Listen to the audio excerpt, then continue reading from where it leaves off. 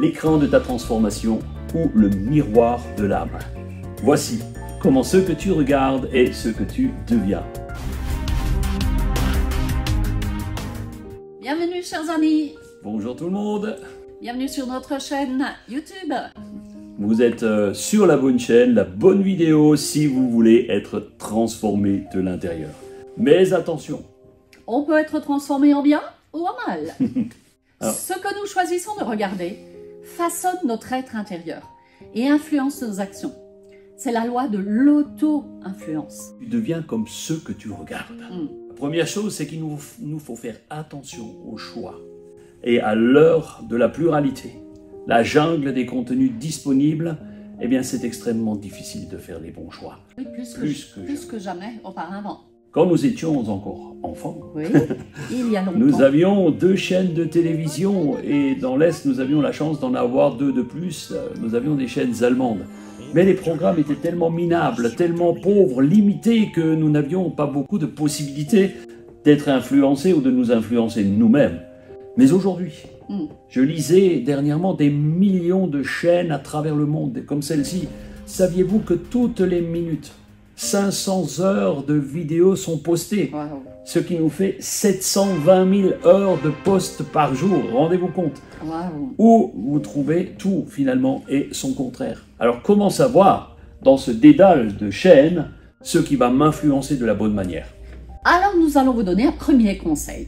Ce conseil, c'est qu'il faut choisir avec sagesse les contenus que nous consommons car ils laissent une empreinte dans notre cœur. Philippiens 4:8 dit « Enfin, frères et sœurs, que tout ce qui est vrai, tout ce qui est honorable, tout ce qui est juste, tout ce qui est pur, tout ce qui est aimable, tout ce qui mérite l'approbation, ce qui est vertueux et digne de louange, soit l'objet de vos pensées. » En tant que chrétiens, nous devrions avoir ces critères de sélection. Moi, je vous garantis que si vous faites cela, eh bien, vous aurez déjà une vision beaucoup plus claire de la situation et des filtres qui vont être en accord avec ce que vous pensez. Certains vont nous dire « Ah oui, mais alors, on n'a plus le droit que de regarder des choses chrétiennes, des vidéos chrétiennes. » C'est pas ce que nous pensons, c'est pas ce que nous disons. Tout est une question de choix, Et de dosage. Vous pouvez vous informer, Oui. mais ne vous laissez pas déformer par la surinformation. Alors moi, je suis quelqu'un qui s'intéresse à peu près à tout. Donc c'est compliqué pour moi et ma curiosité, forcément, attise le clic. Alors, il me faut sélectionner avant de m'embarquer dans une vidéo. Et systématiquement, je le disais l'autre jour à Fabienne, on doit faire des choix. Peux-tu les rappeler, s'il te plaît? Nous devrions systématiquement nous poser des questions, comme est-ce nécessaire que je regarde cette vidéo? À quoi cela va-t-il me servir?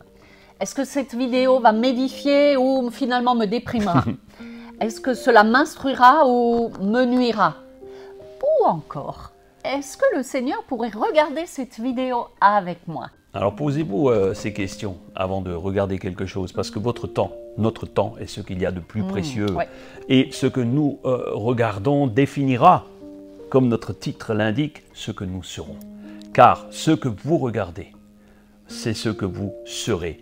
Et vous serez influencé par ce que vous regardez et vous serez transformé par ce que vous absorbez. 2 Corinthiens 3:18 nous dit « Nous tous qui le visage découvert contemplons comme dans un miroir la gloire du Seigneur, nous sommes transformés en la même image, de gloire en gloire, comme par le Seigneur l'Esprit. » Ce passage de l'Écriture évoque clairement le lien qu'il y a entre ce que nous regardons et ce que nous devenons.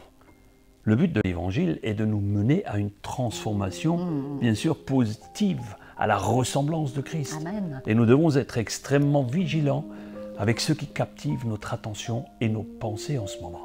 D'ailleurs, se nourrir de contenu positif peut conduire à une transformation intérieure bénéfique qui se verra à l'extérieur. Et il en est de même de ce que nous lisons. Oui.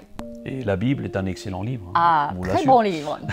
Alors suivre des formations également de façon permanente, même courtes, eh bien c'est un excellent moyen, une excellente solution pour une transformation de gloire en gloire. Laissez le Saint-Esprit vous guider. Amen. Alors, le deuxième conseil, attention aux dangers des contenus négatifs.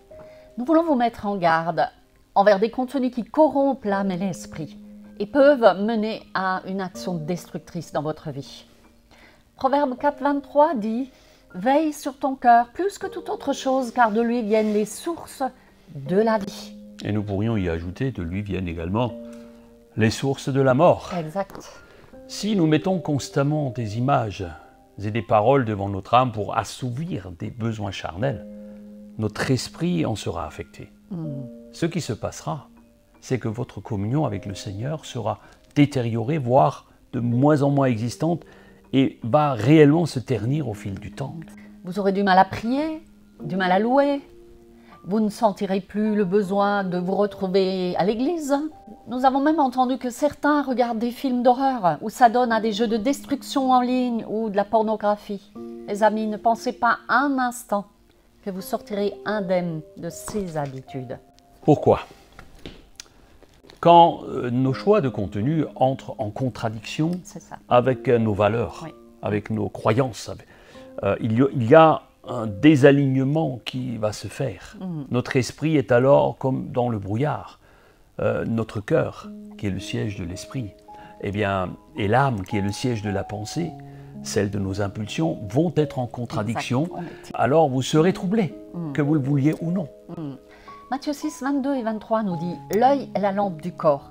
Si ton œil est en bon état, tout ton corps sera éclairé. Mais si ton œil est en mauvais état, tout ton corps sera dans les ténèbres. Ne vous mettez donc pas en porte-à-faux. Choisissez d'être en accord, corps, âme et esprit. Et ne laissez pas votre âme et votre corps dominer votre esprit. Mais faites l'inverse. » Philippiens 4, 8, nous le répétons et il est important que vous saisissiez ce verset. On vous invite d'ailleurs peut-être à l'apprendre par cœur. Enfin, frères et sœurs, que tout ce qui est vrai, tout ce qui est honorable, tout ce qui est juste, tout ce qui est pur, tout ce qui est aimable, tout ce qui mérite l'approbation, ce qui est vertueux et digne de louange, soit l'objet de vos pensées. J'aimerais vous raconter l'histoire de Nelson Mandela qui, lui, vous savez, était enfermé pendant 27 ans dans une prison à Robben Island, dans le sud de l'Afrique, Afrique du Sud. Et pendant toutes ces années, il n'avait qu'un accès limité à l'extérieur. Et il a choisi délibérément de consacrer son temps à des lectures qui nourrissaient son esprit et son âme. Malgré les conditions difficiles, il va plonger son regard dans des écritures qui vont promouvoir la justice, l'égalité et la réconciliation. Et Mandela va se focaliser sur des œuvres telles que Un long chemin vers la liberté, son autobiographie, ainsi que des poèmes et des textes philosophiques qui encouragent la paix et la compréhension de l'autre. Ces choix de contenu vont nourrir sa détermination et renforcer son engagement envers une Afrique du Sud libre et égalitaire. La transformation intérieure de Mandela était évidente après 27 années lorsqu'il va sortir de la prison, sans aucune amertume, alors qu'il aurait pu en avoir, ni désir de vengeance. Au lieu de cela, il va prôner la réconciliation, l'unité et la construction d'une nation qu'on appellera arc-en-ciel. Son histoire démontre puissamment que même au milieu de l'adversité, les choix de contenu peuvent façonner la personne que l'on devient. C'est vrai que Mandela est devenu un symbole mondial de la résilience, de la paix, de la réconciliation, illustrant ainsi la puissance positive de ce que l'on choisit de regarder ou d'absorber spirituellement. Nos yeux sont la fenêtre de notre âme. Quand on dit les yeux, cela inclut évidemment aussi nos oreilles, car si nous vivons dans un monde d'images, c'est très souvent ce que nous entendons qui nous conditionne. Même la Bible le dit, mes amis. Dans Romains 10, 17, il est dit « Ainsi la foi vient de ce que l'on entend, et ce que l'on entend vient de la parole de Dieu. » La colombe est le symbole de la paix, de la pureté. C'est un oiseau merveilleux avec un plumage blanc et il reflète la pureté. Dans la Genèse, vous pouvez voir, lorsque après le déluge, Noé va envoyer la colombe, elle ne va pas se mettre sur des cadavres parce que c'est un animal pur, contrairement au corbeau qui, lui, est un animal reconnu impur dans la Bible, va se poser sur n'importe quoi, y compris les cadavres qui flottaient à même l'eau après le déluge. Et vous savez, Satan cherche à attirer notre attention et à nous faire poser nos petites pattes, les pattes de nos yeux, sur des choses qui ne glorifieront pas le Seigneur. Dieu ne condamne pas le premier regard, qui ne dépend pas de notre volonté, mais il condamne le second, c'est-à-dire si nous retournons volontairement à des images qui ne le glorifient pas. Habakkuk 1,13 nous dit « Tes yeux sont bien trop purs pour accepter de voir le mal ». Aujourd'hui, choisissons donc de poser nos yeux sur Jésus, comme la colombe s'est posée sur lui le jour de son baptême. Nous voulons choisir judicieusement ce que nous regardons et nous écoutons parce que nous savons que cela va transformer notre esprit. Nous savons que nous allons être transformés, conditionnés inévitablement par ce que nous regardons.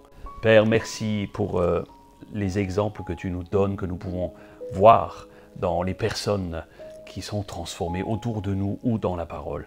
Nous voulons prendre soin de nos yeux, de notre cœur, de nos oreilles, afin de recevoir ce que toi, tu as prévu pour notre transformation. Nous voulons rechercher avec discernement ce qui est bon, agréable, pur, parfait, comme nous le dit Philippiens, que nous puissions vivre pleinement en accord avec ton esprit. Que Dieu vous bénisse richement. Chers amis, prenez soin de vous. Et surtout, n'oubliez pas de vous abonner si vous ne l'avez pas encore fait. Activez-moi la petite cloche pour recevoir toutes les notifications. Puis si vous voulez, vous pouvez nous mettre un petit pouce. Un petit pouce ou un petit message. Et prenez soin de votre âme. À bientôt. À bientôt. Ciao, ciao.